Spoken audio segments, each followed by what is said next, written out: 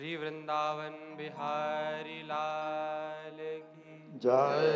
जय जय श्री राधे।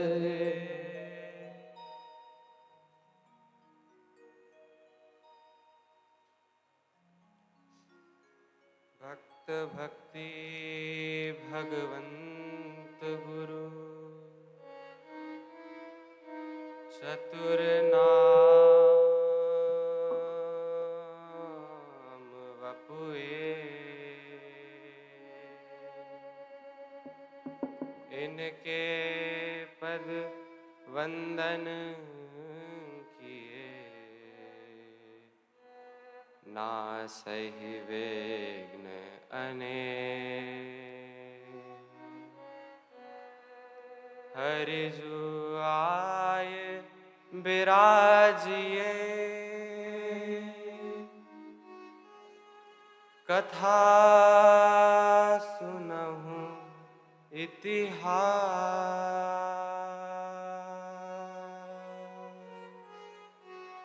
तुम श्रोता या माल के, तुम पद रज मम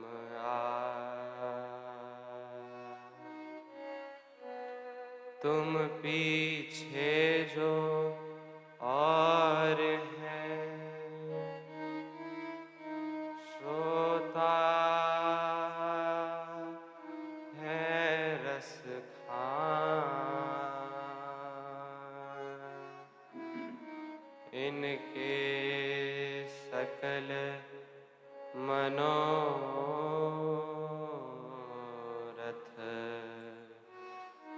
उर्वौ श्री भगवान।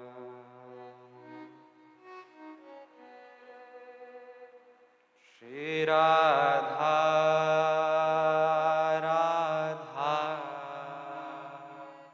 राधा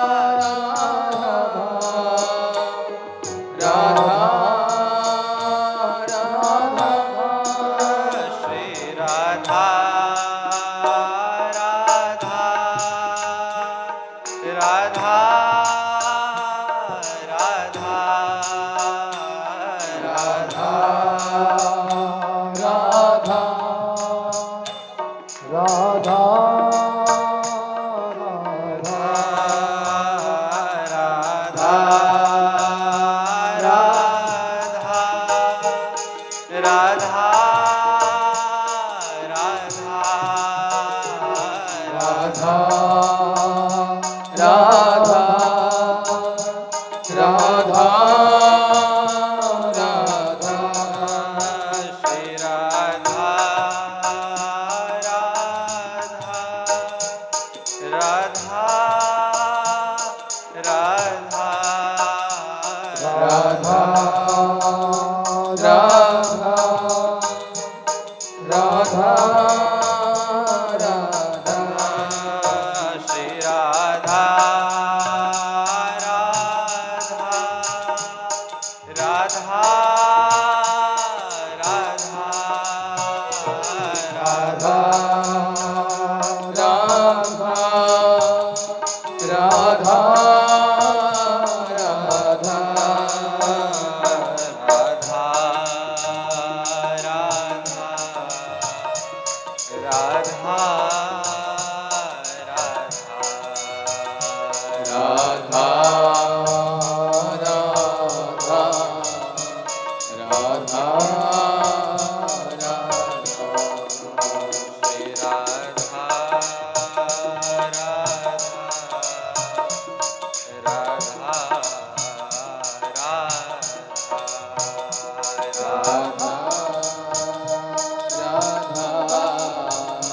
राधा राधा श्री बांके बिहारी लाल की जय। श्री राधा वल्लभ लाल की जय। श्री वृंदावन धाम की जय। सब संतन की जय।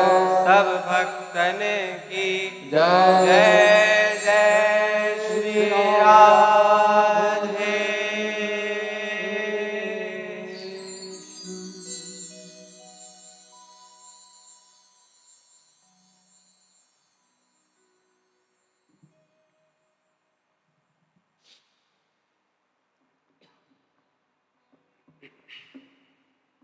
सर्वप्रथम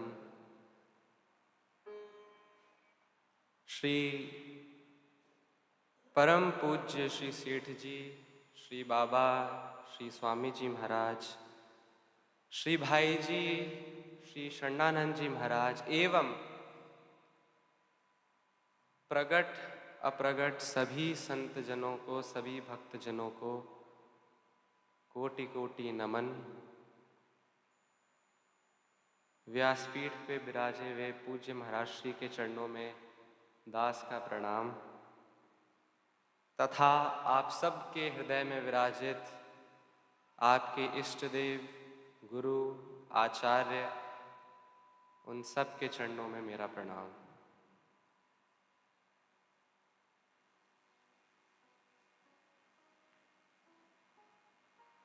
भगवत कृपा से या किसी महापुरुष की असीम अनुकंपा से हम सत्संग आदि, कथा आदि का प्रयोजन बनाते रहते हैं।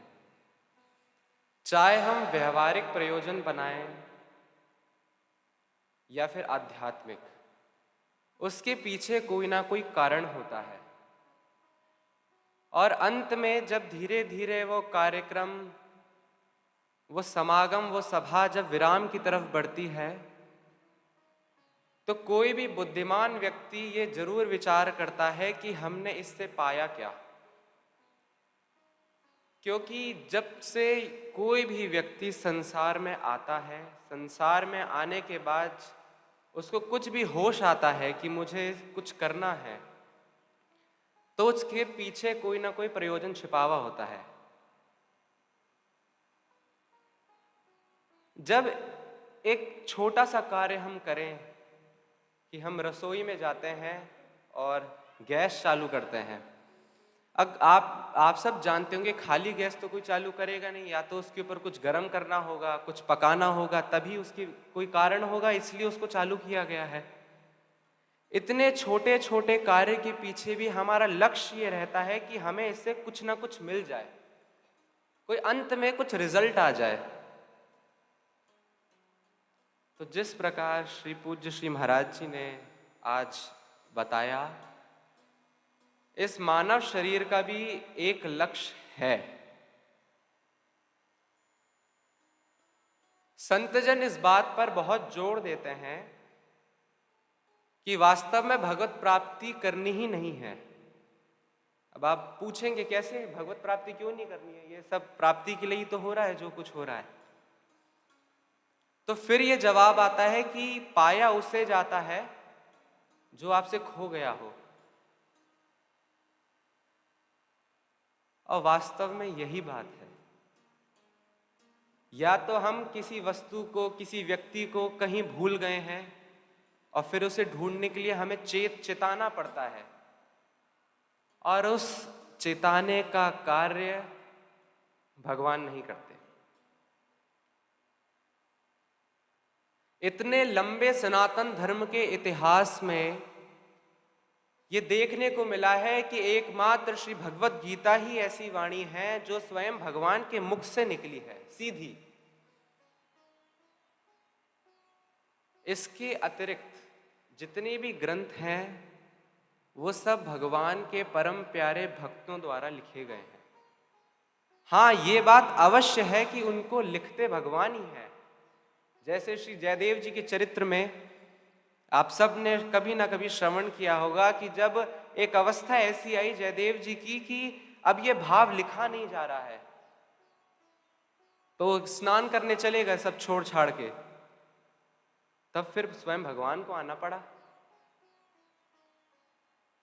लेकिन मूल बात इन सब के पीछे यह है, इतना सब कुछ लिखा गया है, इतना सब कुछ गाया गया है, इसके पीछे सिर्फ एक लक्ष्य है कि जिसे हम भूल गए हैं, जो यही है,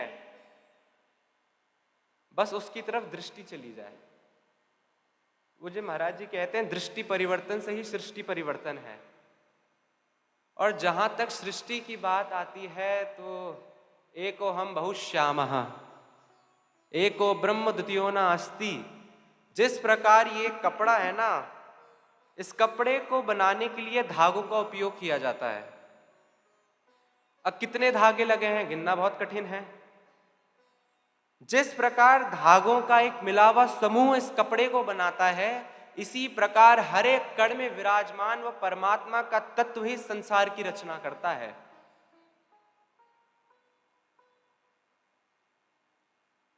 और जैसा प्रकरण अभी चल रहा था, तो प्रकरण शुरू यहां से हुआ था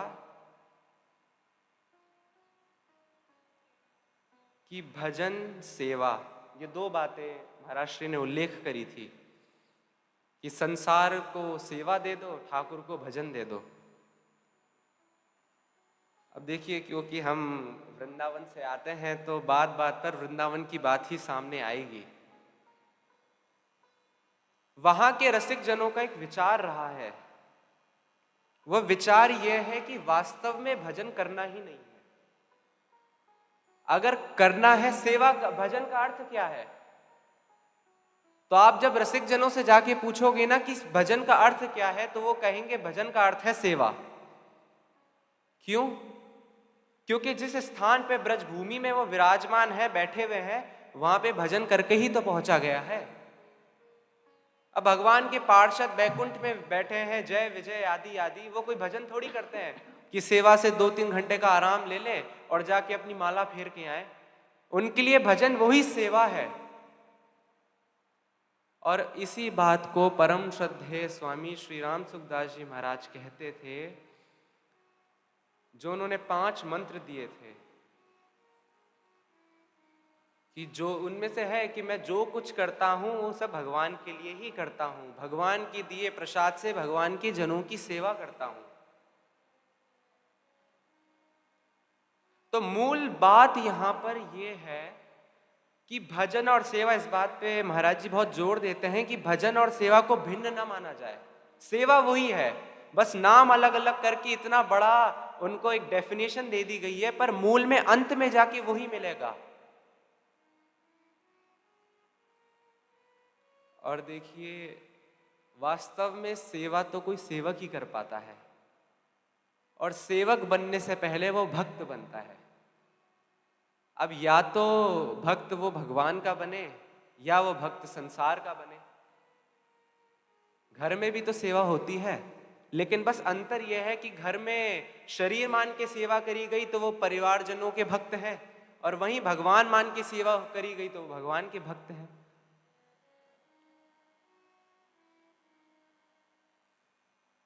भक्तमाल में आए हुए भक्तों के चरित्रों से ये आप पाएंगे कि जहां हम एक विधि को पकड़ के बैठते हैं ना कि क्या केवल यही विधि है भगवान को प्राप्त करने की, या यही विधि है वो अंतिम सुख तक पहुंचने के लिए, जिस सुख के लिए ये मनुष्य जीवन मिला है, जिसके लिए सतत सतत प्रयास कोई ना कोई व्यक्ति हरदम करता जा रहा है। एक सुख उसको मिलता है, वो सुख जैसे ही उसको भोग लेता है तब उसको लगता है इससे और अच्छा कोई सुख मिल जाए, फिर उसके लिए वो प्रयासरत रहता है। और अंत में जब जाके उसको ये मालूम पड़ता है कि देखो वास्तव में मैंने जो कुछ किया वो सब अगर नहीं करता ना तब भी मुझे यहां तक तो आना ही पड़ता, तब दृष्टि जाती है कि काश जीवन में कोई एक ऐसा सद्गुरु मिल जाता, एक ऐसे संत मिल जाते जो वास्तव में एक विधि बता देते, जीवन का एक लक्ष्य बता देते कि हमें वास्तव में करना क्या है।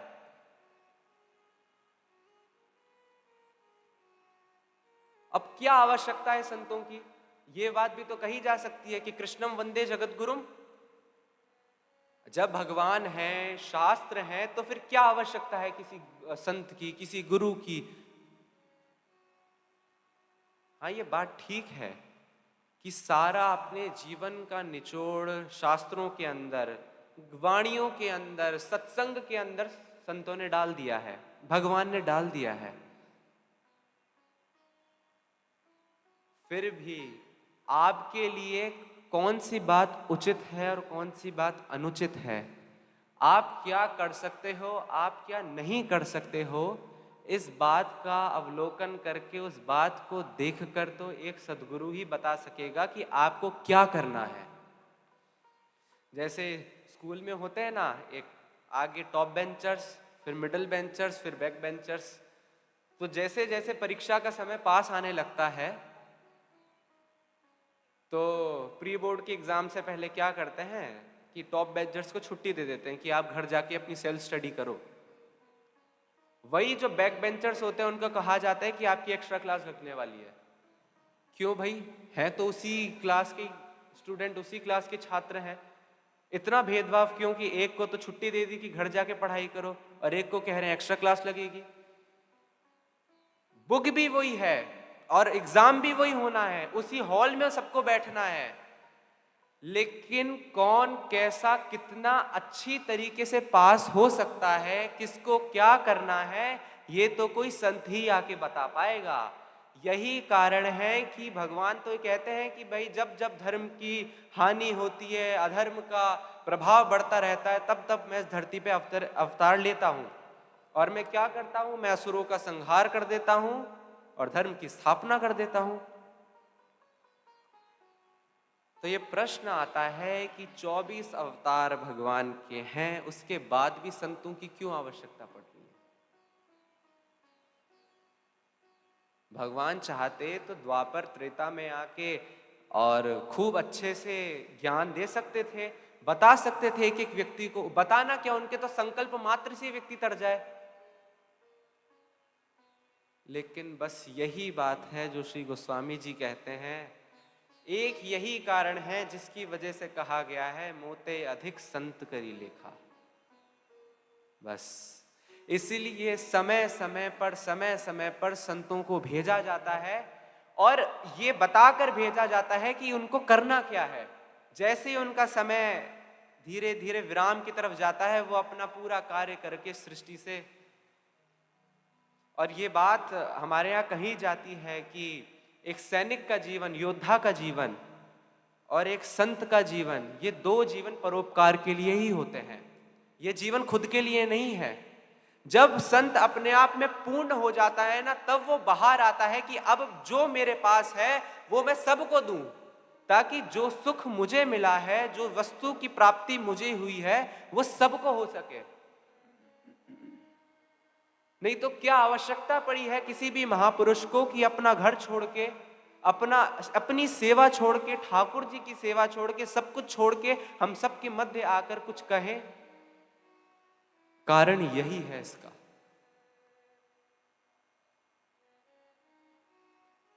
अगर दुखी कोई है ना वास्तव में, तो भगवान है या भगवान के संत जन हैं।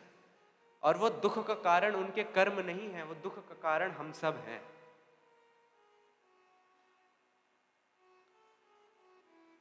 लेकिन ऐसे संत जनों की भगवान को पाने की रीतियां बहुत अलग अलग रहती हैं। कोई तो घनघोर तपस्या करके पा लेता है, कोई तो आही अहीर की छो छरिया छछिया बर छाछ पे नाच नचावे, कोई इस तरीके से पाता है। अपनी अलग अलग विधि है। ऐसी ही एक विधि श्री नाभादास जी ने श्री सुधन्वा जी के चरित्र से हम सब के मध्य प्रकट करी है। ये कथा है जिस समय अर्जुन आदि विराजमान थे, महाभारत का समय चल रहा था।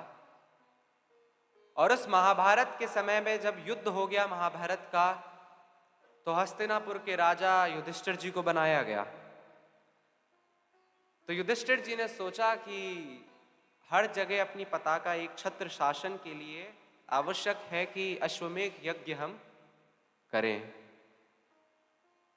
अश्वमेध यज्ञ में होता है कि एक घोड़ा भेजा जाता है हर जगह, जो इस बात का संदेशा ले जाता है कि या तो वो राज्य मित्रता स्वीकार करे, अधीन हो जाए, या फिर युद्ध करे।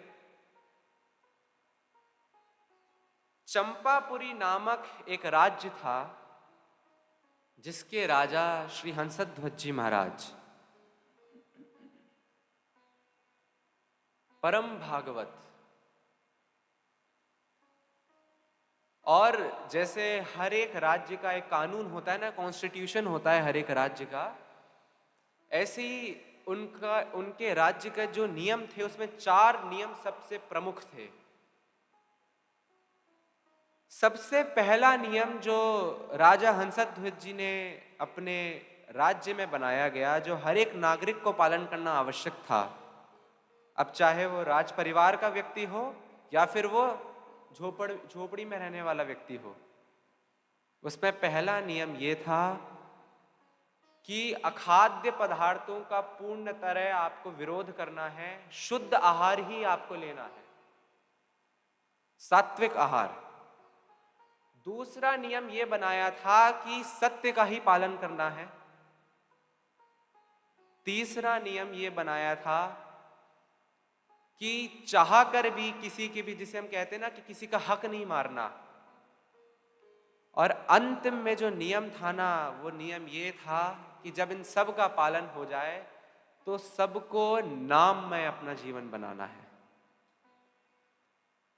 और संतजन बताते हैं कि राज परिवार के जो व्यक्ति होते थे उनको तो कम से कम 1 लाख नाम जप करना होता था, भगवान का नाम लेना होता था। और जो राज्य में जो होते थे उन सबको 16 माला कम से कम लेनी होती थी। इन 4 नियमों का पालन उस राज्य में करना ही पड़ता था, अन्यथा बस एक ही दंड होता था कि आपको उस राज्य से बाहर निकाल दिया जाएगा। अब प्रश्न यहां पे ये आता है कि नाम समझ आ गया कि नाम भगवान में लगाने वाला है, अच्छा सत्य आचरण समझ में आ गया, लेकिन ये आहार की क्या बात है कि आपको खान पान अपना शुद्ध रखना है, ये क्यों? देखिए, जो कुछ भी साधन किसी भी व्यक्ति को करना पड़ता है ना, वो शरीर के माध्यम से ही होगा। माध्यम तो ये शरीर है, निमित्त तो इसको ही बनना है। और ये अध्यात्म जगत की जो कुछ भी यात्रा होती है ना, ये सब अंतर जगत की यात्रा है, हृदय की यात्रा। ये बाहर से अध्यात्म अंदर की तरफ होता है, बाहर से भीतर की तरफ जो आए वो आध्यात्मिक व्यक्ति है। तो इसका प्रारंभ यहीं से होता है कि जिस व्यक्ति का खान पान शुद्ध है ना, वैसे ही उसका भाव बनेगा, क्योंकि जैसा खाए अन्न वैसा भय मन। इसलिए सबसे आवश्यक ये होता है कि आप जो पा रहे हो, सबसे पहले तो अगर भगवत भक्त हो, अगर अध्यात्म में लगे हुए हो, तो कोई भी आपको खाना नहीं खाना है भाई, भोजन नहीं करना है, आपको पाना है तो प्रभु का प्रसाद पाना है, बस ये बात है। हमारे वृंदावन में वैसे तो आप लोगों को ये बात नहीं माननी है, लेकिन फिर भी बताने के लिए बताया जा रहा है, समझाने के लिए। वहां पे एकादशी व्रत को बहुत ज्यादा महत्व नहीं दिया जाता। उसका कारण यह है क्योंकि वहां पे जो सेवा है, वहां पे हर एक वैष्णव, हर एक व्यक्ति प्रभु का प्रसाद पाता है, और प्रसाद में व्रत नहीं होता। वहां पे केवल एक व्रत है, केवल हरिनाम, बस। या तो वो जीव, वो जीवात्मा या परमात्मा, बस सतत चिंतन उस परमात्मा का, केवल यही व्रत है वहां का। इसलिए ये व्रत बना क्यों?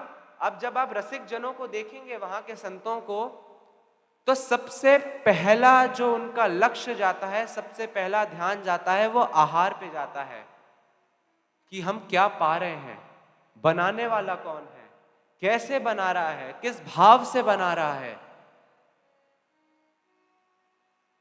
भाई आज के समय में हमारी उम्र के लोगों में ये बड़ी असुविधा, बड़ी गंभीरजनक ये बात है कि मन की वृत्ति खराब रहती है। ये वृत्तियां टिक नहीं पाती, कभी इधर जाती है, कभी उधर जाती है। फिर जब भक्तों के चरित्र सुनाए जाते हैं या फिर सद व्यक्तियों के चरित्र सुनाए जाते हैं, तो ये प्रश्न आ जाता है सामने कि अरे वो तो महापुरुष थे, बहुत सुंदर एक टालने के लिए ये बहाना, अरे वो तो संत थे, हम तो भाई नॉर्मल व्यक्ति हैं, हम क्या कर सकते हैं।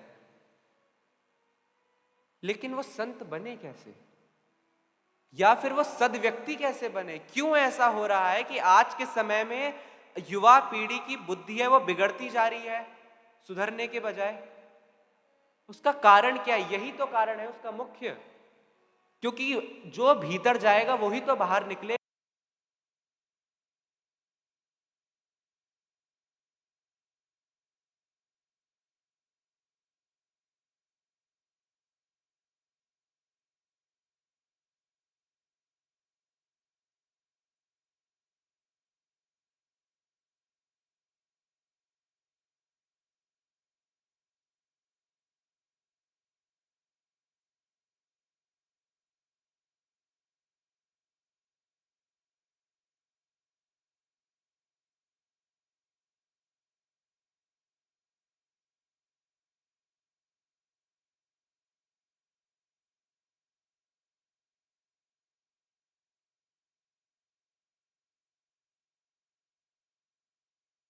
माला लेकिन हमारा मन नहीं लगता। एक माला लेते हैं तो कुकर की सीटी बज रही है कि नहीं बज रही, वहां ध्यान चला जाता है। कौन क्या आवाज कर रहा है, वहां ध्यान चला जाता है। किस व्यक्ति ने हमें क्या बोला था, वहां ध्यान चला जाता है। क्या कारण है इसका? अगर सबका ही ध्यान चला जाए तब तो बात समझ में आए कि भाई नाम जप की प्रकृति ये है।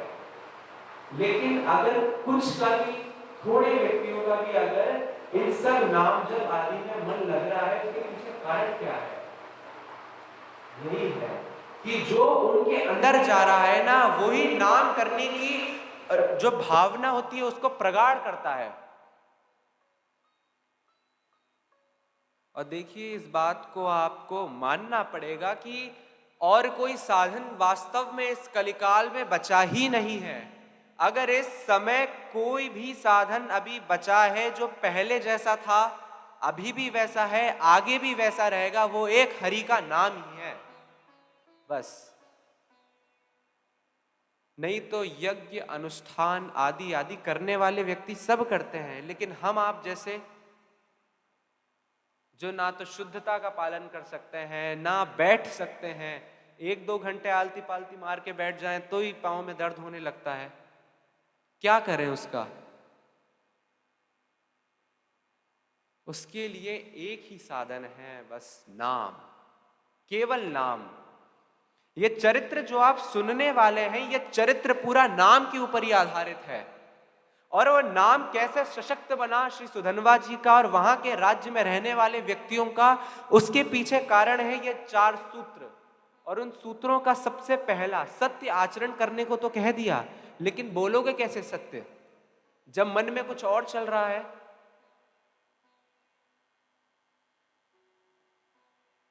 भाई इसलिए आप सबसे ये प्रार्थना है कि अपना खान पान सबसे पहले शुद्ध कीजिए। जब ये सबसे पहले शुद्ध हो जाएगा ना, हमें पुराने समय में ये बात कहते थे हमारे नाना आदि कि जब वो वहाँ पे उनको प्रसाद पवाया जाता था तो एक नियम होता था कि आपको प्रसाद पाने से पहले हाथ धोना है, पाँव धोना है, बैठना है, बैठ के फिर आपको प्रसाद पाना है, और पाते समय आप बोल नहीं सकते। अगर इतना भी नहीं हो सकता, मान लो बोलना भी, कम से कम जो पाए वो सात्विक तो पाए, या प्रभु के समर्पित करके तो पाए कम से कम। अगर ठाकुर सेवा नहीं भी है हमारी, तो कम से कम कहीं और थोड़ी विराजमान है।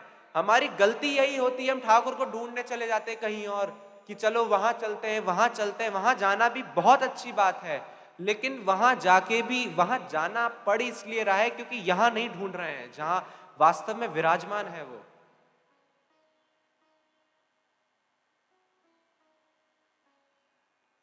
तो श्री हंसध्वज जी के राज्य में ये 4 नियम थे, और इनका पूर्ण रूप से पालन श्री सुधनवा जी करते थे, जो श्री हंसध्वज जी के पुत्र थे। अब वो घोड़ा तो छोड़ा गया युधिष्ठिर जी द्वारा, हस्तिनापुर से वो घोड़ा आया और चंपापुरी नामक जो उनका राज्य था उसकी सीमा पे वो विचरण करने लगा।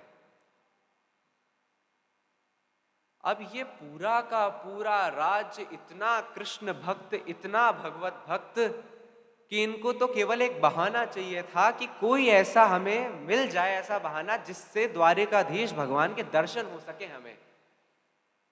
और सब इस बात को जानते थे कि भाई इस युग में अगर किसी के पास, किसी की मुट्ठी में भगवान है, वास्तव में वो अर्जुन के पास है, इन पांडवों के पास ही भगवान है। तो जब वो घोड़ा चंपापुरी की सीमा पर आया तो वहां के मंत्रियों ने पूछा राजा से कि राजन, पांडवों द्वारा भेजा हुआ घोड़ा आया है, इस घोड़े का क्या करना है? तो राजा ने बोला, करना क्या है, घोड़े को पकड़ो। तो मंत्रियों ने कहा, महाराज पकड़ तो लेंगे, लेकिन वो पांडव है, महाभारत का युद्ध जिन्होंने जीता है, और आपको पता है आपकी तरफ, आपके क्षेत्र में कौन आ रहा है आपसे लड़ने के लिए? बोले कौन आ रहा है? बोले महारथी अर्जुन, सात्विकी जो सेनापति हैं द्वारिका के सात्विकी, ऐसे 2-2 महारथी आपसे लड़ने के लिए आएंगे। वो जिनके सामने पितामह भीष्म, अंगराज, कर्ण, ऐसे ऐसे महारथी नहीं टिक पाए, हमारा तो छोटा सा राज्य है। तो हंसध्वज जी ने अपने पुत्रों को बुलाया और पूछा कि देखो ऐसी ऐसी बात है, लड़ना तो हम सबको ही है। तो वहां तो भाई एक से बढ़ के एक भक्त सब, उन्होंने कहा पिताजी एक ना एक दिन तो हमको मरना है ही, इससे अच्छा अवसर कब मिलेगा कि अर्जुन सामने हो और हम कुछ ऐसा कर दें कि अर्जुन विवश हो जाए भगवान कृष्ण को सामने लाने के लिए। सुधनवा जी कहते हैं कि पिताजी मैंने अब तक जितना अर्जुन जी को देखा है, बिना भगवान के दाल गलती नहीं है उनकी, भगवान चाहिए उनको। तो अगर हम कुछ ऐसा कर देना कि अर्जुन विवश हो जाए और भगवान को बुला लें, तो हमारा दर्शन का दर्शन हो जाएगा और उन्हीं के सामने हम अपने प्राण छोड़ देंगे। बोले बड़ा उत्तम विचार है, इससे अच्छा ही और बात क्या हो सकती है? तो बोले घोड़े को पकड़ लो। मंत्रियों ने कहा कि राजन घोड़े को पकड़ लेंगे, पर फिर आप तैयार रहिएगा कि घोड़े को पकड़ने के बाद फिर 24 घंटे हैं केवल आपके पास, उसके बाद फिर। लेकिन भक्त इन सब की चिंता करता नहीं है, इसलिए आप इस बात को देखिएगा। श्री कबीरदास जी एक बात बोलते हैं कि शीश तली पर धर ना सके वो प्रेम गली में आवे क्यों। कि अपने शीश को कोई काट कर अपने हाथ के ऊपर, हथेली के ऊपर रखने की जो ताकत नहीं रखता है, वो इस प्रेम गली में आके करेगा क्या? और ये बात केवल प्रेम गली की नहीं है, वास्तव में अगर आप सनातन धर्म की नींव देखोगे ना, या तो ये संतों द्वारा बनाई गई नींव है। अभी आज हम दर्शन करके आए जगत गुरु श्री रामानुजाचार्य जी के वहां पे, तो यही कारण है, दक्षिण में जब निजाम आदि और मुगलों ने सबने पूरा धर्म का पूरा हनन कर दिया था और ये ब्राह्मणों की चोटी जनेऊ सब काटनी प्रारंभ कर दी थी, उस समय इनका अवतरण हुआ। और कैसा अवतरण? जब इनका अवतरण हुआ तो और गुरु दीक्षा लेने ये गए, जगत गुरु श्री रामानुजाचार्य जी, तो कलयुग प्रकट हुआ इनके गुरु के सामने और गुरु से कहता है कि आप रामानुजाचार्य जी को दीक्षा मत दे देना। तो गुरु जी कहते हैं क्यों नहीं देना भाई? तो बोले अगर आपने दीक्षा दे दी ना तो मेरे द्वारा रचाया गया ये जो कलयुग का प्रताप है ये सारा हर लेंगे। रामानुजाचार्य जी कौन? शेषनाग जी के अवतारी तो हैं। तो अब गुरु जी ने कहा ठीक है नहीं देंगे, कलयुग को तो भगा दिया और बुलाया रामानुजाचार्य जी को कि आओ, और तुरंत दीक्षा दे दी। बस दीक्षा देते समय क्योंकि गुरु का वात्सल्य शिष्य के प्रति बहुत अधिक होता है, वो बाहर से भली कठोर हो तो धीरे से एक बात कही कि देखो हम जो मंत्र आपको दे रहे हैं ना, इस मंत्र को एकांत में जपना, सबको बताना मत। बोले हाँ हाँ जी गुरुदेव आपने कहा है तो ठीक है। अब आसन वासन लगा के पहली बार मंत्र जपना है, बैठ गए और माला हाथ में रखी सामने ठाकुर जी और वो मंत्र जपा। एक माला 108 बार उसको जपा। एक माला जैसी पूरी हुई तो साक्षात सिया राम सामने। अरे अब सामने जब दर्शन किया उन्होंने, अब भावना देखिए संतों की क्या भावना होती है। तो कुछ पूछा नहीं कि आइए प्रभु, एक होता है ना कि भगवान प्रकट हुए हैं तो मैं कुछ वरदान मांग लूं या कुछ, आप कैसे प्रकट हो गए? तो बोले आपने माला करी ना तो इस मंत्र का प्रभाव ऐसा, तो ये मंत्र जो कोई जपेगा उसको आप दर्शन दोगे? बोले हाँ देंगे। अब परोपकार की भावना देखिए, यहां पे सामने ठाकुर खड़ा है जिसके दर्शन के लिए वो मंत्र जपा गया है, आप खड़े रहो यहीं पे, और वहां से उठ के बाहर आ गए कुटिया के। अब राम जी खड़े सामने, बोले कहां जा रहे हैं ये? तो आया है छप्पे में, गोकुर होए आरूढ़ उच्च स्वर मंत्र उचार्यो, कि जो मंदिर की जो ध्वजा होती है ना, गोपुर बना हुआ होता है, वहां पे वो चढ़ गए रात का समय। और सूते नर नरि जाग 72 श्रवण न तार्यो, और वहां पे खड़े होकर जोर से चिल्लाया उस मंत्र को और बोला कि भाइयों जिन जिन के कानों में ये मंत्र पड़ रहा है वो सब अभी इसी समय इसको जपो, अभी भगवान आएंगे। अब जहां तक आवाज गई तो 72 लोगों ने ये मंत्र सुना था जो बात इन्होंने कही, और सब ने रात में उठ के जपना शुरू कर दिया सबके सामने प्रकट। और ये बात शिष्यों ने जाके गुरु जी को बता दी कि आपने जो मंत्र दिया हमको तो आप कहते हैं भाई गुप्त रखो, इन्होंने तो 24 घंटे नहीं हुए और आप इन्होंने मंत्र सबको बता दिया। अब गुरु जी के सामने जब ये गए तो, लेकिन भावना, ये जो बात बताने की बात थी, जो भावना होती है कि वास्तव में धर्म की संस्थापना और उसको संभालने का बीच बीच में कार्य है ना, इन संतों ने ही किया है भाई। संत ना होते जगत में तो जल मरता संसार। एक बात कहें आपसे, अपने हृदय की बात कह रहे हैं कि वास्तव में जैसे किसी का पिता बहुत बड़ा व्यक्ति होता है ना, तो उसके बेटे को बड़ा अभिमान होता है, इस बात का गर्व होता है कि मेरा बाप देखो क्या करता है। ऐसे जिसके जीवन में संत मिल गए ना, जिसको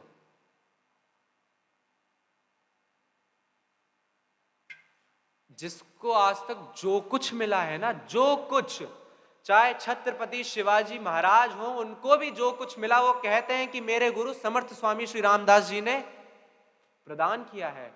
जितने भी महान महान जो भी हुए हैं आज तक इतिहास में, उनके पीछे कोई ना कोई गुरु है। महाराणा प्रताप के पीछे उनके गुरु राघवेंद्र आचार्य जी महाराज। इसलिए जो संत मिल जाए ना अगर, और संत को कैसे पकड़ना है, देखिए संत का शरीर संत नहीं होता, संत के वचन संत होते हैं। और गुरु और संत जब आपको स्पर्श करता है ना, तो वो अपने शब्दों के माध्यम से करता है, अपने शब्द से करता है। भगवान जब स्पर्श करते हैं ना तो आलिंगन के माध्यम से करते हैं। आलिंगन गले लगाना। जब संत के द्वारा निकला हुआ शब्द हमारे कानों में स्पर्श करेगा, उसको हम यहां धारण करेंगे, तब हृदय इतना पवित्र होगा कि वो हृदय बिहारी बाहर आके हमें हृदय से लगा सके। तो प्रकरण ये चल रहा था। अब संतों की बात आती है तो कहीं ना कहीं गाड़ी चली जाती है। तो प्रकरण ये चल रहा था कि वहां पे इतनी दृढ़ निष्ठा सबकी कि भाई वही बात है, शीश तली पर धर ना सके तो प्रेम गली में आवे क्यों। सब ने कहा कि हम तो भाई युद्ध करेंगे। और दूसरा दिन हुआ, ये निश्चित किया गया कि सुबह सुबह 10 बजे के लगभग आप सबको रणभूमि में इकट्ठा हो जाना है। और जो कोई रणभूमि में थोड़ा विलंब से पहुंचा तो उसके लिए दंड ये निर्धारित किया गया कि एक कड़ाह होगा, गरम तेल जिसमें होगा, और उस कड़ाह में उस व्यक्ति को डाल दिया जाएगा जिसने भी समय का पालन ठीक तरीके से नहीं किया। दूसरा दिन हुआ, सब युद्ध भूमि में गए। अब इधर श्री सुधनवा जी महाराज कवच पहन के, तीर कमान लेके अपनी मां को प्रणाम करने के लिए गए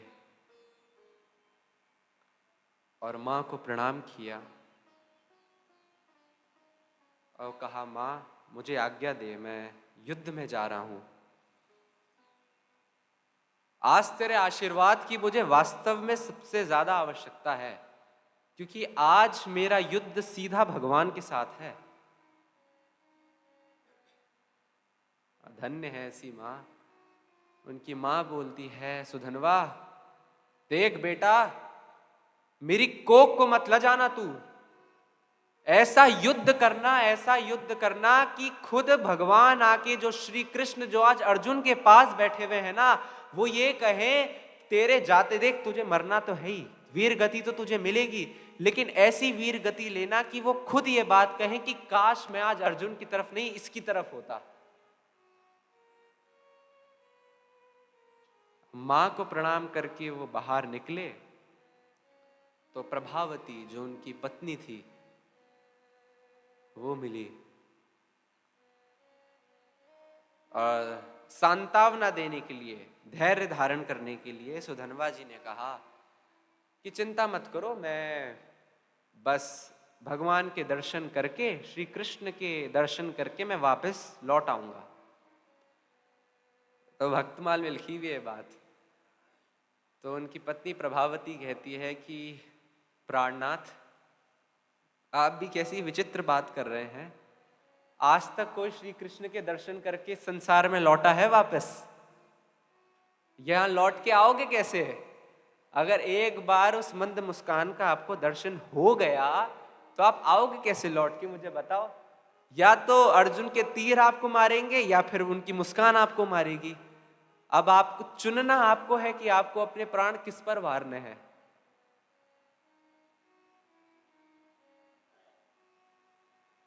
तो श्री सुधनवा जी ने बड़ी प्रसन्न मुद्रा में कहा कि मैं वास्तव में यही सुनना चाहता था तुझसे।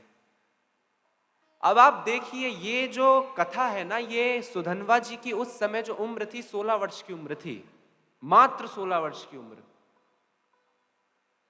ऐसे संस्कार, 16 वर्ष की उम्र कोई बहुत अधिक उम्र थोड़ी होती है, लेकिन ऐसे संस्कार जहां वीरता में वीरता और भक्ति में पूरी भक्तिमतीता पूरी की पूरी। भाई जैसा राजा होता है ना, वैसी प्रजा बनती है। जब घर में ऐसा माहौल बनाया जाता है ना, जब घर के बड़े ऐसे संस्कार देते हैं, तब बच्चों में संस्कार आते हैं। ये बात बहुत बार सामने आती है कि भाई ये बच्चे जो है ना आजकल के बिगड़ गए हैं। अब मैं भी आजकल के समय का ही हूं, इसलिए मैं इस बात को कह सकता हूं कि आजकल के बच्चे बिगड़ गए हैं। तो बिगड़ गए तो खुद से थोड़ी बिगड़ गए हैं। चलो मान लिया कि एक अवस्था आने के बाद माता पिता के हाथ से डोर छूट जाती है बड़े होने के बाद, लेकिन कम से कम 15-16 वर्ष तक तो बड़ों के हाथ में डोर रहती है, या 12-13 वर्ष तक। ये जो सामने जिस उम्र के अभी बच्चे बैठे हुए हैं, अभी हो सकता है मैं वहां पे बैठा बैठा यही देख रहा था कि कई शब्द जो थे महाराज जी के समझ नहीं आ रहे थे, तो वो पूछ रहे थे कि इसका अर्थ क्या है, इसका अर्थ क्या है। तो बात ये नहीं है कि वो अर्थ पूछ रहे हैं, ये शब्द कभी ना कभी जो इनके भीतर गए हैं, ये कभी ना कभी बीज जो आज डला है ये वृक्ष बनेगा, ये कभी ना कभी बनेगा वृक्ष। और अब कहाँ श्री प्रहलाद जी महाराज का आप सब जानते हैं चरित्र, श्री ध्रुव जी का आप सबको परिचय है। कहाँ था इनको? श्री ध्रुव जी को केवल मां ने रास्ता ही तो दिखाया कि द्वेष ना पालन करके अगर मांगना है तो उससे मांग। एक स्वार्थ की बुद्धि से भगवान की तरफ मोड़ दिया, चाहे कैसा भी सकाम भाव से मोड़ दिया भगवान की तरफ। लेकिन जब भगवान आए तो ध्रुव जी कहते हैं कि मुझे कुछ नहीं चाहिए राजपद वगैरह, आप तो बस मुझे अनन्य भक्ति प्रदान कर दो। अब 5 वर्ष के ध्रुव जी, 5 वर्ष के प्रहलाद जी, क्या जाने, लेकिन आज भक्तराज कहला दिया गया है उन्हें। तो ऐसे संस्कार जो हंसध्वज जी ने अपने पुत्रों में, अपने राज्य में जो डाले गए थे, आज वो उन सब का फल मिलने का समय आया है। और ये गुप्त बात है जो पूज्य श्री जगन्नाथ प्रसाद जी भक्तमाली जी इस बात को बताते थे कि यद्यपि आवश्यक नहीं था अर्जुन का श्री सुधन्वा जी से युद्ध करना या हंसध्वज जी से युद्ध करना, लेकिन भगवान ने जानबूझ के भेजा था। क्यों? क्योंकि ये जो अभिमान आ गया था अर्जुन जी के मन में कि मैं एक ऐसा वीर हूं जो भक्त भी है और वीर भी है, इस अभिमान को नष्ट करने के लिए कोई ऐसा चाहिए था जो अर्जुन से भी महान हो। अब रणभूमि सजी हुई है, सामने अर्जुन और इधर हंसध्वज जी की सेना, और ये सब पूरा कार्य करते करते सुधन्वा जी को देरी हो गई। अब विलंब से पहुंचे, थोड़ा देर से पहुंचे सुधन्वा जी। पहुंचने के बाद जो राज पुरोहित थे हंसध्वज जी के, उन्होंने कहा कि राजन, आपके जो पुत्र हैं सुधन्वा, वो देर से पहुंचे हैं और नियम के अनुसार उनको गरम गरम तेल में हमें डालना है, ये वो सजा है, दंड है ये। अब हंसध्वज जी ने एक विचार की मुद्रा बनाई अपने चेहरे पे। अब शंख लिखित यद्यपि महर्षि, लेकिन उनको क्रोध आ गया कि देखो, यूं तो नियम बना दिया और जहां अपने पुत्र की बात आई तो सोच में पड़ गए। इतनी ममता अपने पुत्र में, ऐसे राजा के पास हमें रहना ही नहीं है। और बोला कि हंसध्वज, मुझे तो लगा था कि आप बड़े धर्मात्मा हो, अपनी जैसी बेटी की बारी आई और आपने विचार करना शुरू कर दिया। आपको तो खुद अपने हाथों से अपने पुत्र को डालना चाहिए था। तो हंसध्वज जी ने मंत्रियों से कहा कि भाई जो दंड का विधान है वो पूरा करो। अब रचाया इस तरीके से गया था मंच की, बहुत ऊंचा मंच बनाया गया और नीचे एक बहुत बड़ा कड़ा जिसमें खौलता हुआ तेल, और तेल के चारों तरफ सैनिक। सुधन्वा जी को ऊपर ले जाया गया, बगल में शंख लिखित खड़े हुए जो पुरोहित। तो सैनिकों ने पूछा कि महाराज आप प्रस्थान करें, आप यहाँ क्यों खड़े हैं? तो शंख लिखित कहते हैं, हमको देखना है कि ये गिरते कैसे हैं, ये वास्तव में जल रहे हैं कि नहीं जल रहे, क्या पता कुछ और कर दिया हो टोटका इन्होंने। अब चारों तरफ से श्री सुधन्वा जी को बांध दिया गया रस्सी से, और सुधन्वा जी कुछ नहीं बोल रहे, बस चुपचाप अपनी नजर नीचे करते करते हुए एक ही मंत्र उनके मुख से निकल रहा है। और मन में एक बात आ रही है बार बार कि हे प्रभु, मुझे मरने का भय नहीं है, कभी ना कभी तो शरीर को त्यागना है ही, लेकिन क्या ये जीवन भी मेरा आपके दर्शन के बिना चला जाएगा? इतना करीब हूं मैं बस आपके दर्शन के, बस इतना सा करीब। पर जैसी आपकी इच्छा, बस यही ध्यान करते करते, और मुख में वो नाम चल रहा है, और श्री सुधन्वा जी को धक्का दिया गया। सुधनवा जी नीचे गरम गरम तेल में गिरे तो ऊपर मंच में खड़े हुए शंख लिखित जो पुरोहित थे, उन्होंने देखना चाहा कि देखे तो सही कि जले हैं कि नहीं जले, दंड पूरा हुआ कि नहीं हुआ। तो जब उन्होंने देखा तो क्या देखा कि बहुत बड़ा, मतलब इतना बड़ा होगा कढ़ा लगभग कि, और उसमें सुधनवा जी जैसे तैरते हैं ना हम कोई स्विमिंग पूल में, ऐसे सुधनवा जी बढ़िया लेटे हुए हैं। अब उनको ये लगा कि कहीं ऐसा तो नहीं कि राजा ने कोई ठंडा पदार्थ नीचे लगा दिया हो। तो सैनिकों को बुलाया, बोला कि एक बात बताओ, राजा ने ऐसा कुछ किया क्या? बोले नहीं नहीं। तो बोले कोई मंत्र ये बोल रहा हो सुधनवा जिससे अग्नि को शांत किया जा सके, अपने अंदर शीतलता बढ़ाई जा सके, ठंडक बढ़ाई जा सके, ऐसा कोई मंत्र बोल रहा हो ये? बोलिए पुरोहित जी, मंत्र तो ऐसा तो कोई वेद का तो मंत्र था नहीं, लेकिन कुछ दो चार शब्द उनके मुख से निकले थे, वो आप कहें तो हम बताएं। बोले हाँ बोलो। बोले कि जब श्री सुधनवा जी को धक्का दिया जा रहा था, तब हमने ये सुना कि उनके मुख से निरंतर एक नाम निकल रहा है, श्री कृष्ण गोविंद हरे मुरारे, हे नाथ नारायण वासुदेव। और यही जपते जपते जपते जपते वो उनको धक्का दिया गया, लेकिन विश्वास नहीं हुआ उनको। बोले ऐसा थोड़ी होता है, ऐसा श्री कृष्ण गोविंद हरे मुरारे से कहने से कोई गर्म पानी ठंडा थोड़ी हो जाएगा, गर्म तेल। तो बोले एक नारियल लाओ। तो अब दोनों ऊपर खड़े, बोले नारियल फेंकते हैं, अगर गर्म होगा तेल तो नारियल फट जाएगा, टूट जाएगा पूरा। तो नारियल फेंका तो वास्तव में तेल तो गर्म था, उसके दो टुकड़े हुए और दोनों के सर पे आके लगे।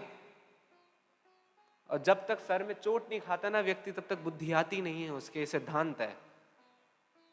तो जब होश आया तब विचार आया कि हमने वास्तव में किसी भगवत भक्त को हमने परेशान किया है, दंड देने का प्रयोजन बनाया है।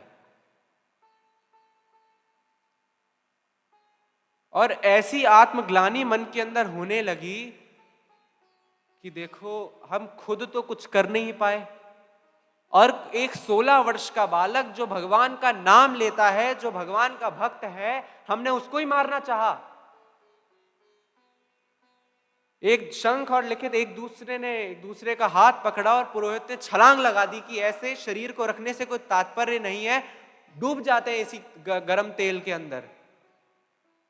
अब जैसे ही वहां से छलांग लगाई तो यहां जो देखने वाली बात है, भक्त का हृदय, संत हृदय नवनीत समाना। नवनीत कहा जाता है मक्खन को, मक्खन जैसा होता है ना कि आप उसको कहीं रख दो अगर बाहर तो बिल्कुल पिघल जाता है वो। तो सुधनवा जी यूं ऊपर देख रहे, ऊपर से दोनों नीचे आ रहे। तो श्री सुधनवा जी के मन में आया कि हे प्रभु, इसमें इनका क्या दोष है? ये तो राज्य की आज्ञा थी ना कि जो भी थोड़ा विलंब से पहुंचेगा, देर से आएगा, उसको ये दंड मिलना है। अगर ये इसके बानक बने हैं, निमित्त ये अगर बने हैं तो ठीक है, इसमें इनका दोष क्या है प्रभु? हे भगवान, जैसा शीतल जल आपने, शीतल तेल, ये शीतल वातावरण आपने मेरे लिए कर दिया है, अगर मैंने वास्तव में कुछ थोड़ी बहुत भक्ति करी हो तो मैं बस इतना चाहता हूं कि इनके लिए भी उतना ही शीतल ये जल हो जाए। और जैसे ही वो दोनों नीचे आए और उस तेल के अंदर गिरे तो वास्तव में वो जल इतना, वो तेल जो था इतना शीतल। अब ये सारा का सारा दृश्य श्री हंसध्वज जी महाराज अपने नेत्रों से देख रहे। अब एक तरफ तो उनको रोना आ रहा कि देखो मेरा पुत्र कितना बड़ा, नाम के अंदर इतनी रुचि, भगवान के प्रति इतनी आस्था कि एक क्षण नहीं लगाया, इतना जो दुर्व्यवहार इसके साथ हम सब ने किया, उन्हीं व्यक्तियों को परोपकार की भावना से वो ये कहता है कि ये जल इसको जलाए ना, ये तेल इनको जलाए ना। और कहा कि सुधनवा तू उठ वहां से और तू चल, तेरा स्थान उस रणभूमि में है जहां श्री कृष्ण तेरी प्रतीक्षा करेंगे, अब तू वहां चल। और श्री सुधन्वा जी वहां पर आए। वहां आने के बाद अब सामने घनघोर युद्ध बस शुरू ही होने वाला है।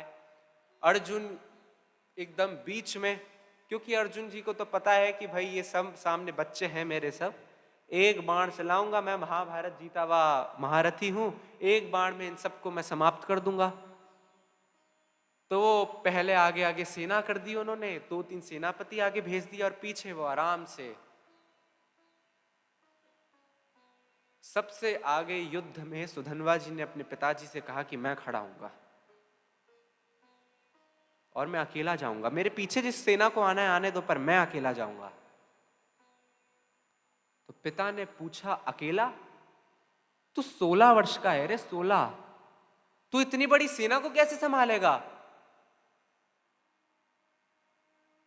तो सुधन्वा जी कहते हैं, पिताजी मैं भले जिस भी उम्र का हूं, जिस भी अवस्था का हूं, पर मैं इस बात को जानता हूं अगर वहां श्री कृष्ण है तो मेरे पास कृष्ण का नाम है। आज उस नाम का अद्भुत प्रभाव मैं यहां दिखाऊंगा। इस नाम का अद्भुत प्रभाव इस रणभूमि में दिखेगा जहां अर्जुन जैसा महारथी भी धराशायी होगा। आप इस बात के साक्षी रहना। और ऐसी प्रतिज्ञा करके सुधन्वा जी ने 5 बाण अपने तरकश से निकाले और कहा कि मैं जब भी मुझे अवसर मिलेगा अर्जुन से एकाएक युद्ध करने का, इन्हीं 5 बाणों से मैं अर्जुन को धराशायी करूंगा। और नारा लगा के भगवान का नाम जपते जपते सुधन्वा जी वहां से आगे बढ़े।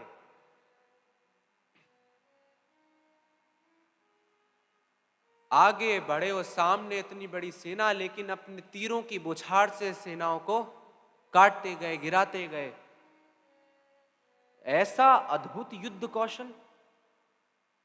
तो सेनापति लेके गए अर्जुन के पास कि राजन, एक कोई बालक है इनका, हंसध्वज जी का, जिनका नाम सुधन्वा है, ऐसा अद्भुत युद्ध का कौशल वो दिखा रहे हैं कि हमारी चतुरंगिनी सेना भी इनके सामने काम नहीं कर रही।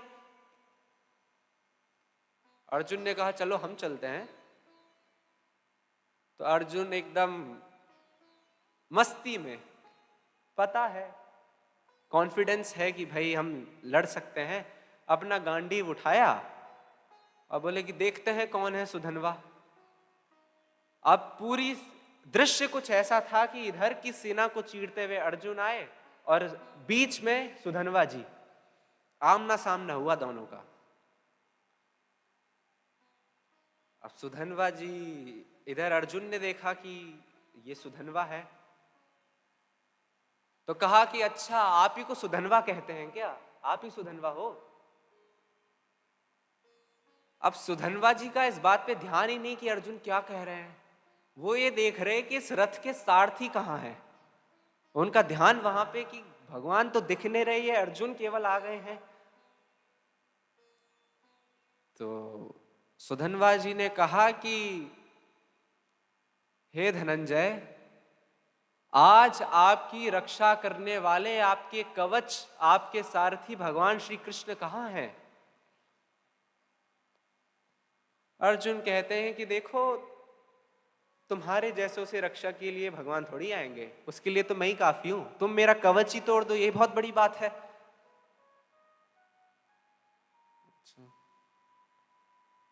अब सुधन्वा जी ने कहा कि देखो, युद्ध से पहले एक नियम होता है कि एक दूसरे जो शत्रु होते हैं आपस में, ये अपने आवाहन करते हैं, दूसरों को ललकारते हैं, थोड़ी चेतावनी देते हैं। तो मैं आपको ये चेतावनी दे रहा हूं कि या तो आप श्री कृष्ण को यहां बुला लो, वरना अगले कुछ क्षण बाद आपको विवश होकर उनको बुलाना ही पड़ेगा।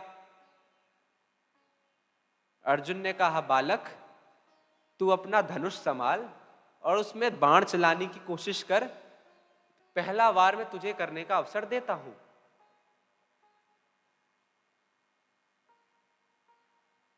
सुधन्वा जी ने कहा नहीं नहीं, पहला बाण आप ही चलाइए। अब अर्जुन ने सोचा कि इतना सब कुछ समय जा रहा है, इससे अच्छा बाण 1-2 चला के सब युद्ध को समाप्त करो। अर्जुन ने गांडीव उठाया, प्रत्यंचा चढ़ाई अपनी, एक तीर निकाला और चला दिया।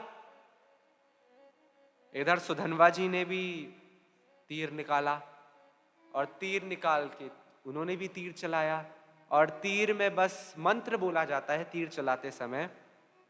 तो उधर से अर्जुन जी ने जो भी मंत्र बोला वो तो पता नहीं, लेकिन सुधन्वा जी ने जो मंत्र बोला वो था श्री कृष्ण गोविंद हरे मुरारे हे नाथ नारायण वासुदेव। ये मंत्र बोला और इस मंत्र करके तीर आगे चला दिया। अर्जुन के वो तीर कटे, फिर दूसरा तीर चला, फिर तीसरा तीर चला। स्थिति कुछ ऐसी हो गई, 2-4 तीर चलने के बाद अर्जुन का रथ टूट गया, अर्जुन का छत्र टूट गया, अर्जुन की पताका टूट गई। अब अर्जुन का वो जो क्या रथ का पहिया होता है वो भी टूट गया, अर्जुन नीचे, कवच भी इधर उधर। सुधन्वा जी रथ में बैठे बैठे कहते हैं कि हे धनंजय, अब भी समय है, बुला लो उनको।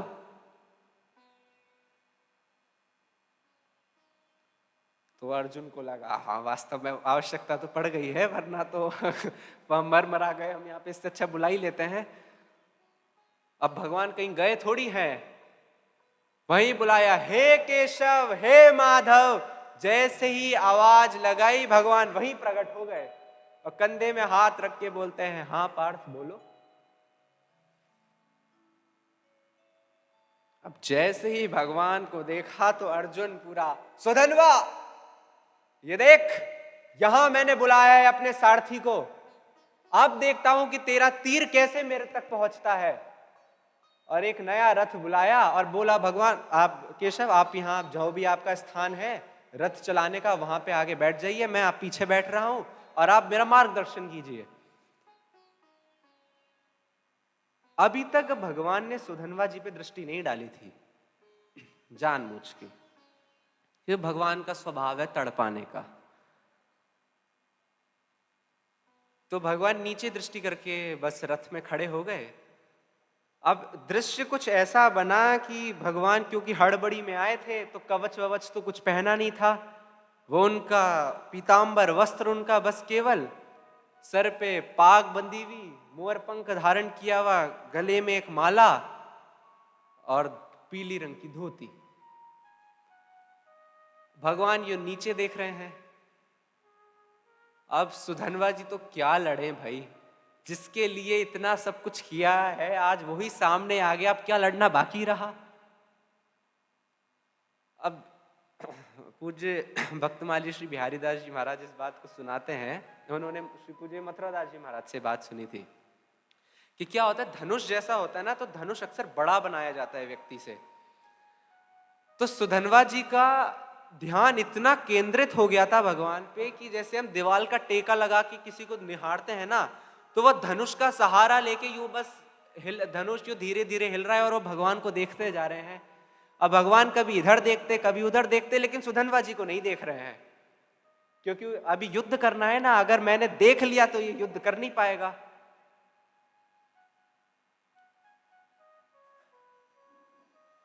अर्जुन वापस अपने आप को संभालते हैं और ललकारते हैं, सुधन्वा। अब सुधन्वा इस जगत में हो तब तो सुधन्वा को कुछ समझ आए कि कौन क्या बोल रहा है।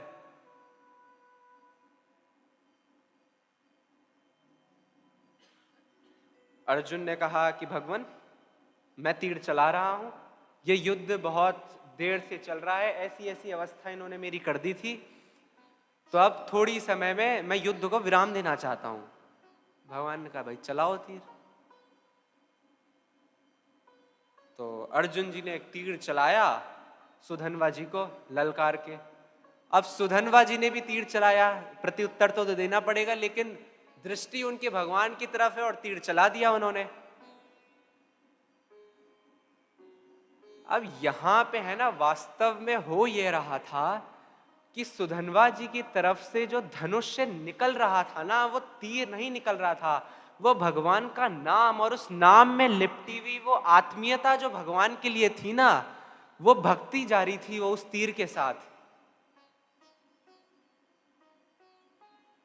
अब भगवान इस दृश्य को देखते हैं कि एक तरफ तो मेरा भक्त, दूसरी तरफ भी मेरा भक्त, लेकिन अंतर कितना चल रहा है दोनों में।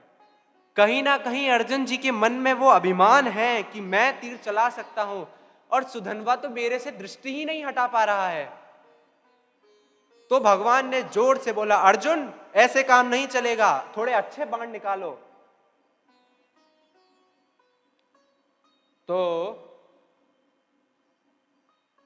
अर्जुन ने क्या किया, अर्जुन ने 3 बाण निकाले और 3 बाण निकालने के बाद जोर से प्रतिज्ञा करी कि मैं ये प्रतिज्ञा करता हूं कि मैं इन 3 बाणों के भीतर भीतर सुधन्वा का सर धड़ से अलग करके दिखाऊंगा। एक तो भगवान खुद परेशान है अर्जुन जी की प्रतिज्ञाओं से, लेकिन चारों युग चतुर्भुज सदा भक्त गिरा सांची करण, जो भक्त के मुख से निकल गया वो भगवान की प्रतिज्ञा है कि उसको पूरा करना ही है। तो श्री अर्जुन ने पहला बाण निकाला और कहा कि आज तक मैंने जो कुछ भी पुण्य किए हैं, महाभारत का युद्ध किया, इतने सारे मैंने पुण्य किए हैं, वो सब मैं इस तीर पे चढ़ाता हूं और मैं बस यही कामना करता हूं कि ये तीर सुधन्वा का सर काट दे। और करा के तीर चला दिया।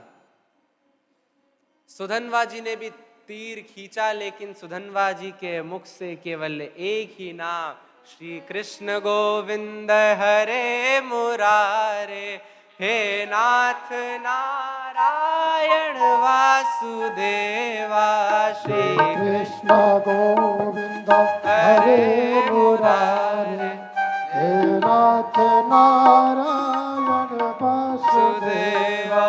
श्री कृष्ण गोविंद हरे मुरारे, हे नाथ नारायण वासुदेवा। श्री कृष्ण गोविंद हरे मुरारे, हे नाथ नारायण वासुदेवा। अब दोनों का तीर आपस में आकाश में दोनों की तरफ आता जा रहा। नाम का एक स्वभाव है, नाम महाराज का, कि जितनी बड़ी समस्या होती है उतना ही बड़ा वो रूप ले लेते हैं। अब अर्जुन का वो धधकता हुआ तीर आ रहा सामने से और इधर नाम से वशीभूत होकर वो तीर फिर से गया और क्या हुआ, फिर से टुकड़े टुकड़े कर दिए अर्जुन के तीर के। अर्जुन जी के कंधे झुक गए। अर्जुन ने कहा कि भगवान ये क्या हो रहा है। भगवान ने कहा कि अर्जुन परेशान मत हो, अभी 2 तीर बचे हैं, दूसरा तीर निकालो। तो दूसरा तीर निकाला गया। भगवान ने कहा इसमें हम अपनी वो रखते हैं थोड़े पुण्य। भगवान ने कहा कि हमने गोवर्धन पर्वत उठाया, उसमें कई गैयाओं की रक्षा हुई, कई वनस्पतियों की रक्षा हुई, उसका हमें पुण्य मिला। अब ये सारा का सारा पुण्य इस तीर के ऊपर छोड़ देते हैं। अर्जुन चलाओ तीर। अब अर्जुन जी को भगवान का पुण्य, एक तो भगवान का वचन, फिर उनका पुण्य, कहां सुधन्वा, चला दिया।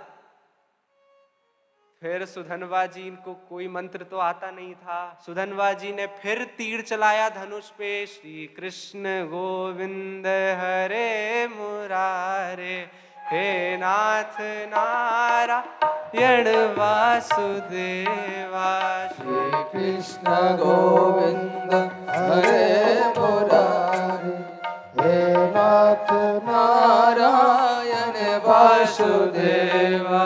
श्री कृष्ण गोविंद हरे मुरारे, हे नाथ नारायण वासुदेवा।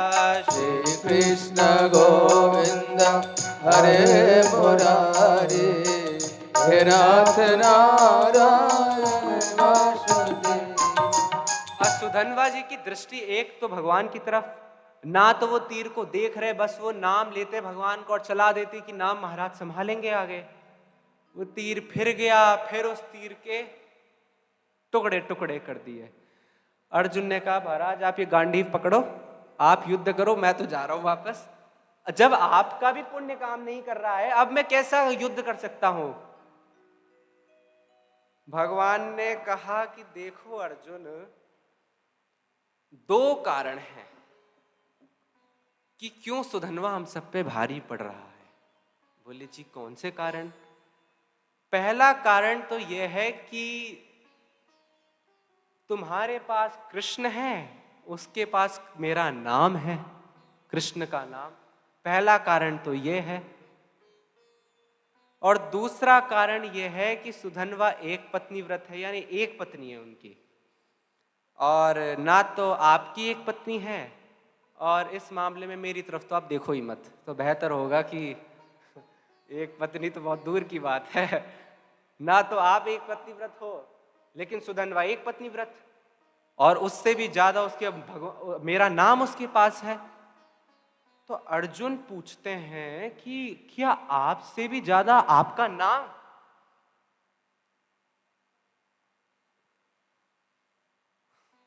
तो भगवान ने कहा कि अर्जुन, बस यही तो बात है। नाम को अक्सर लोग केवल सिर्फ नाम ही समझ लेते हैं। कोई समझ ही नहीं पाता कि नाम तो पुकार है, मेरी पुकार। अगर नाम है तो मैं हूं, नहीं तो मेरा क्या अस्तित्व है?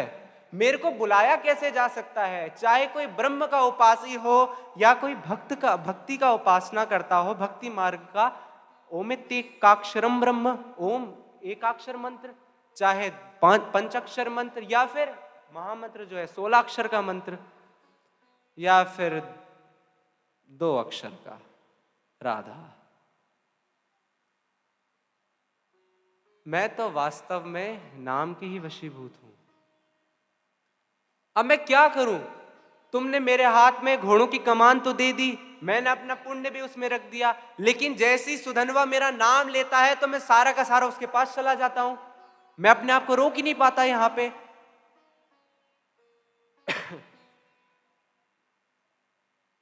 तो अर्जुन ने कहा, ये तो आपने हमें कभी बताया नहीं। वो जो एक कथा आती है कि जिसमें अर्जुन जी के रोम रोम से भगवान का नाम निकला, वो कथा दरअसल इसके बाद की है। जब ये घटना से अर्जुन जी को और पुष्टता मिली कि वास्तव में वो जो निद्रा में अर्जुन का नाम लेना शुरू हुआ था, जब भगवान शंकर, ब्रह्मा, इंद्र सब आके दर्शन किए थे, ये उसके बाद की घटना है, जब नाम का प्रभाव अर्जुन जी ने अपने सामने देखा था। तो अर्जुन ने पूछा, ऐसा नाम का प्रभाव होता है? भगवान ने कहा, हाँ। तो अभी तक आपने बताया क्यों नहीं था?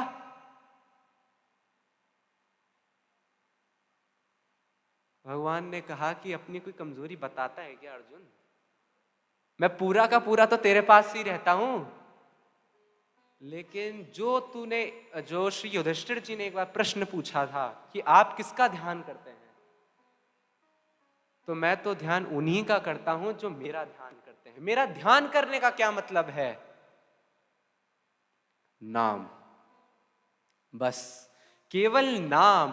और ये एकमात्र नाम एक ऐसा साधन कलिकाल में दे दिया है संत जनों ने, भगवान ने, कि चाहे छोटा सा बालक हो, चाहे जवान युवावस्था का कोई हो, या कोई वृद्ध अवस्था का कोई हो, सब कोई अगर एक कर सकता है, वो है नाम। और जैसे प्रारंभ में ये बात बताई गई थी कि सेवा, भजन का अर्थ क्या है? भजन का अर्थ सेवा ही है।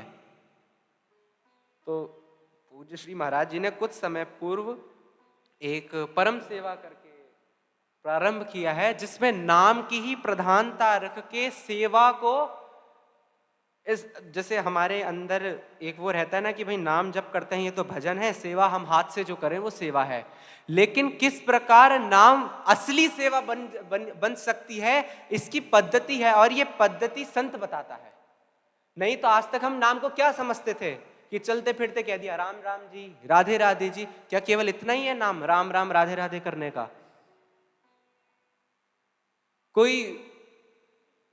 किसी ने पूछा एक महात्मा से कि द्वापर में भगवान ने अवतार लिया, त्रेता में भगवान ने अवतार लिया, कलयुग में अवतार नहीं लेंगे क्या भगवान?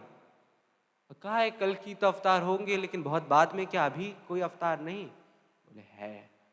क्या? कलिकाल में जो भगवान का अवतार है वो भगवान का नाम है। नाम भगवान ही इस कलिकाल में प्रकट रूप में अवतार ले चुके हैं। जो कोई भी इस नाम के अंदर विराजमान होगा, नानक नाम जहाज है जो चढ़े सो उतरे पार, श्री गुरु नानक देव जी। जो प्रथम गुरु है, सिख गुरु में सबसे प्रथम गुरु, नानक नाम जहाज है जो चढ़े सो उतरे पार। ये नाम की ऐसी महत्ता है कि जो कुछ भी, चाहे लौकिक किसी को कुछ पाना हो, चाहे पारलौकिक किसी को पाना हो, वो नाम से पाया जा सकता है। इसके बाद की बात आती है कि सबीज नाम की गुरुमुख से नाम सुने या कैसे नाम सुने, लेकिन अगर कोई इसमें पार लगा सकता है ना, वो केवल नाम है। इस पूरे चरित्र का जो आधारशिला है, ये आधारशिलाएं जो 2-3 आधारशिलाएं हैं, इसमें सबसे पहले तो आपने यही सुना कि आहार अपना शुद्ध करना, खान पान जैसा आपके भीतर जाएगा वैसा ही भाव आपका बनेगा। इसके बाद आता है भगवान का नाम।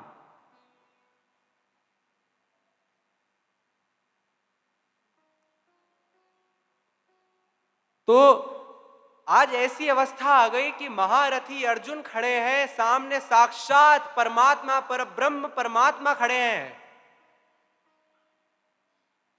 लेकिन तब भी सुधन्वा जी 16 वर्ष के बालक जिनके पास उनका नाम है, वो आज उन सब पे भारी पड़ रहा है। क्या जानता है, अर्जुन के पास ब्रह्मास्त्र है, पाशुपताश अस्त्र है, आदि आदि, लेकिन सुधन्वा के पास केवल नाम है, केवल नाम।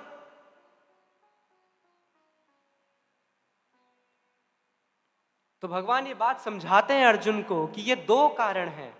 अर्जुन, तो अर्जुन ने कहा कि भगवान देखिए, अब शादी तो हो गई, अब एक पत्नी व्रत तो हम धारण कर नहीं सकते, कोई और उपाय आप लगाओ। भगवान ने कहा चलो ठीक है, आप एक बाण निकालो। जो तीसरा बाण, प्रतिज्ञा का बाण था, वो बाण निकालो। अर्जुन ने बाण निकाला। भगवान ने ब्रह्मा जी को बुलाया, बोला ब्रह्मा जी आप अंत में बैठिए इस बाण के। फिर काल को बुलाए, यमराज को, बोले कि तुम आगे बैठो। फिर उस बाण को कहा कि रामावतार में मैंने जो एक पत्नी व्रत धर्म का पालन किया था, ये मैं इस बाण में प्रदान करता हूं। बोले इतने से भी काम नहीं चलने वाला। तो वो स्वयं भगवान उस बाण का जो जैसे बाण होता है ना, आगे नुकीला जो हिस्सा होता है, उसमें जाके बैठ गए स्वयं। और भगवान ने बोला अर्जुन को चलाओ बाण। अर्जुन जी ने कहा कि हो जाएगा ना इससे काम। बोले होगा अर्जुन, चला बाण तो चला। क्योंकि अर्जुन ने प्रतिज्ञा ले रखी थी कि अगर इन 3 बाणों से सुधन्वा का मैंने सर नहीं काटा तो मेरे जितने भी पूर्वज हैं सब नरक में जाएंगे। और सुधन्वा जी ने ये प्रण ले रखा था कि अगर मैंने ये 3 बाण नहीं काटे तो मेरे पूर्वज नरक में जाएंगे। अब भगवान को दोनों की प्रतिज्ञा रखनी है। बाण चलाया, बस बाण की कल्पना कीजिए आपकी, जहां ब्रह्म यानी ब्रह्मास्त्र, बीच में काल और आगे स्वयं भगवान, वो बाण चला। ऐसा विशाल रूप उस बाण ने लिया, ऐसी धधकती हुई अग्नि का स्वरूप कि पूरी सेना कांप गई, चाहे वो पांडव पक्ष की सेना हो या श्री सुधन्वा जी की हो। सुधन्वा जी उस बाण को देखते हैं, लेकिन उनकी दृष्टि उस बाण में आगे बैठे हुए भगवान पर है। बोले आखिरकार आ ही गए मेरे पास। क्योंकि यही बात उन्होंने कही थी, आपने सुना सभा में यही बात कही गई थी कि कुछ ऐसा करो कि भगवान तेरे पास आए। सुधन्वा जी ने वो बाण लिया और जानते थे सुधन्वा जी, और अंतिम बार कहा कि मुझे पता है कि इस बाण में मेरा वध होने वाला है। और वास्तव में मैं यही चाहता हूं कि वो जो आगे बैठा हुआ, जो बैठा क्या कहें, वो जो देखो भाई, ऐसे कहा गया एक अलग अलग विधियां होती हैं। कोई भगवान को भगवान की तरह पूजता है। अब आप अगर ब्रज की तरफ आएंगे तो वहां पे तो फिर बताया जाता है सारी भगवान की जितनी भगवत्ता है सबको हर ली जाती है कि होगा तो ठाकुर कहीं और का। तो ये होता तब है जब प्रेम की पराकाष्ठा इतनी ऊंची हो जाती है ना, जब भक्त को लगता है कि अब इसमें और मेरे में कोई भेद ही नहीं बचा है। तो सुधन्वा जी कहते हैं कि बस मेरी यही इच्छा है कि जो सामने पीतांबरधारी खड़े हैं और जो आगे उस तीर पे बैठे हुए हैं, उससे तो मेरा वध हो जाए और पीतांबरधारी को देखते देखते मैं इस सृष्टि को छोड़ के विदा लूं। लेकिन प्रतिज्ञा ली है, वीर पुरुष है, धीर है, क्षत्रिय है, अपनी प्रतिज्ञा को निभाना है। तो फिर तीर का संधान किया और अपने उस मंत्र को कहा अंतिम बार श्री सुधन्वा जी ने, श्री कृष्ण गोविंद हरे मुरारे हे नाथ नारायण वासुदेवा। श्री कृष्ण गोविंद हरे मुरारे, हे नाथ नारायण वासुदेवा। श्री कृष्ण गोविंद हरे मुरारे, हे नाथ नारायण वासुदेवा।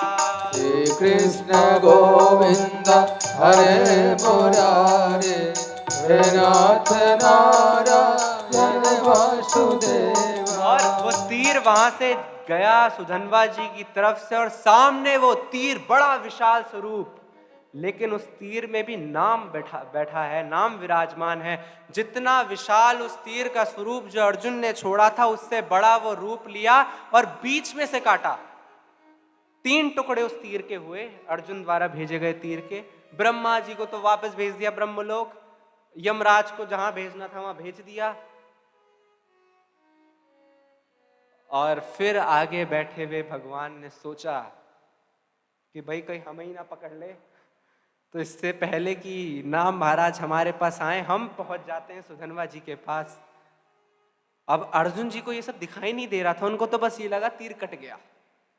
अर्जुन ने कहा हो गया महाराज, वहां जयद्रथ के समय तो आपने बचा लिया था, लेकिन यहां तो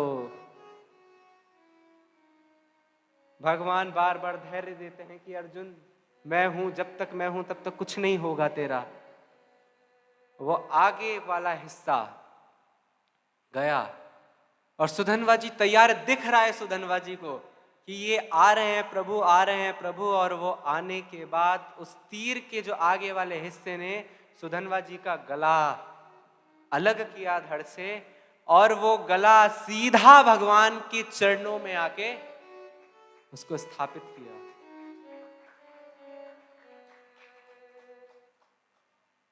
तब पहली बार था जब भगवान ने जी भर के सुधनवा जी को निहारा था, और जैसे ही उस शीश को भगवान ने लिया तो भगवान ने सोचा मैं क्या करूं। उतनी देर में क्या हुआ, भगवान शंकर प्रकट हुए और भगवान शंकर ने कहा कि ये शीश आप हमें दो। तो भगवान ने कहा आप क्या करोगे इस शीश का? तो परम वैष्णव श्री महादेव जी ने कहा कि देखिए, हमको सबसे प्रिय संसार में जो है वो राम का नाम है, और उसके बाद जो प्रिय है वो राम नाम जपने वाले हैं।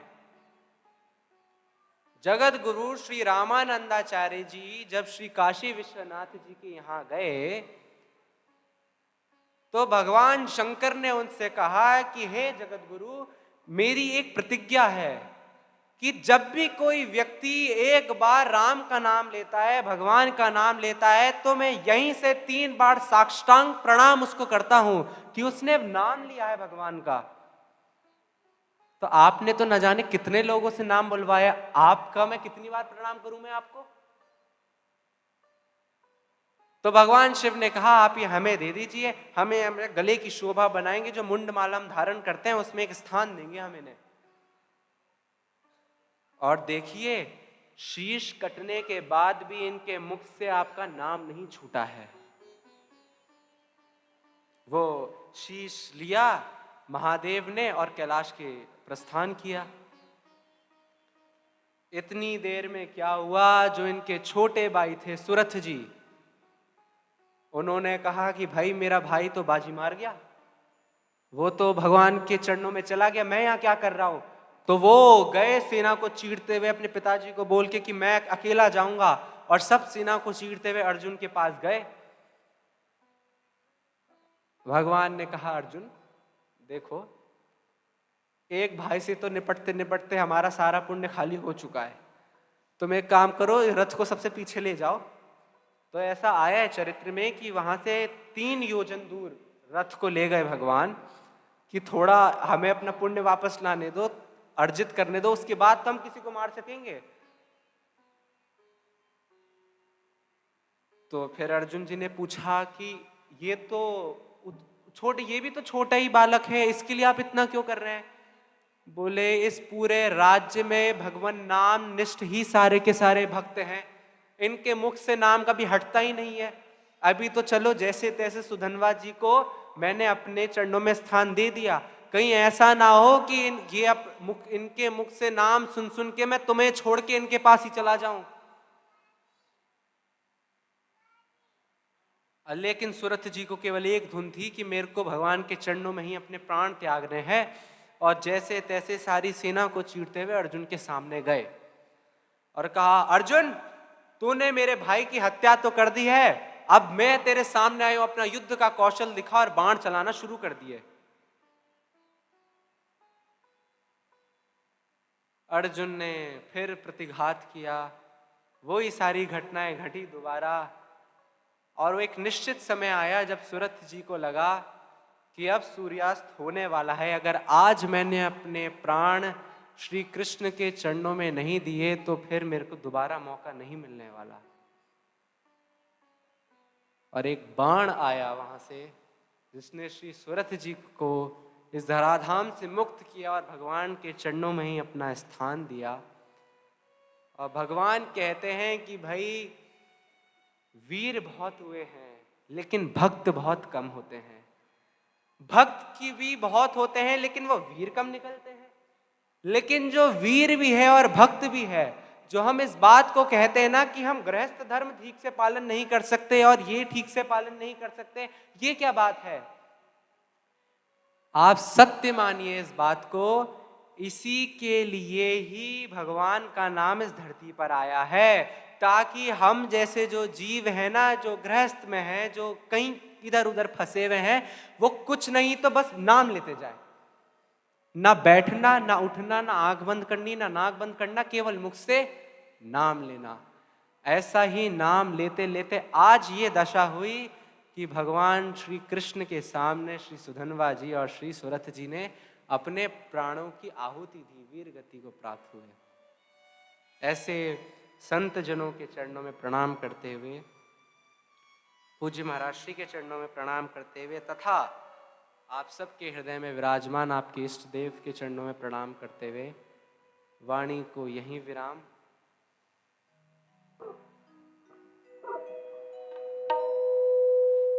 श्री बांके बिहारी लाल की जय। जय जय श्री राधे। राधे। श्री राधा राधा राधा राधा राधा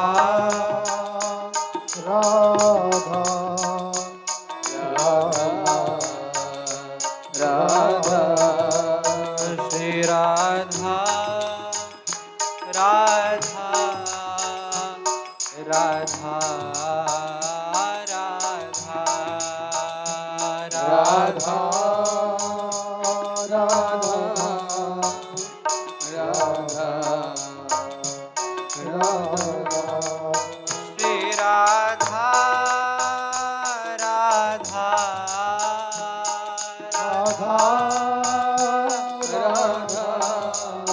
श्री राधा राधा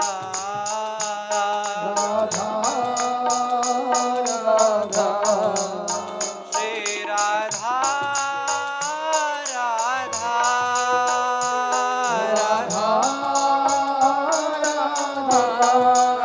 श्री राधा राधा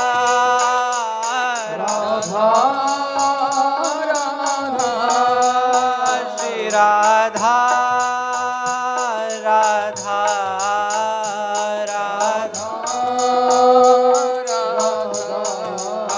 श्री राधा राधा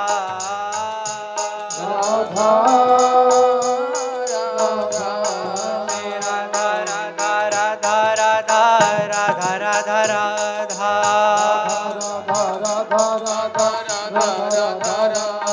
श्री राधा राधा राधा राधा राधा राधा राधा श्री राधा राधा राधा राधा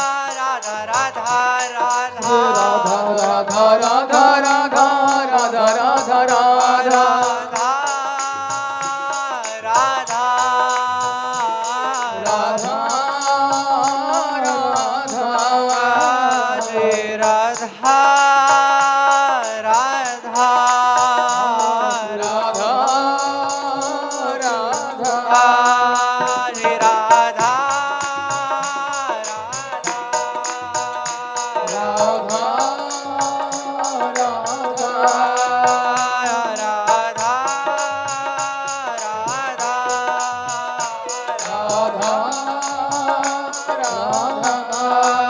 श्री राधा राधा राधा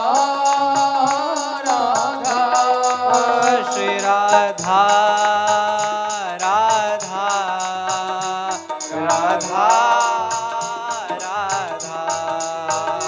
राधा राधा राधा श्री राधा राधा राधा राधा राधा राधा राधा श्री राधा राधा राधा राधा राधा राधा राधा श्री राधा राधा राधा राधा राधा राधा राधा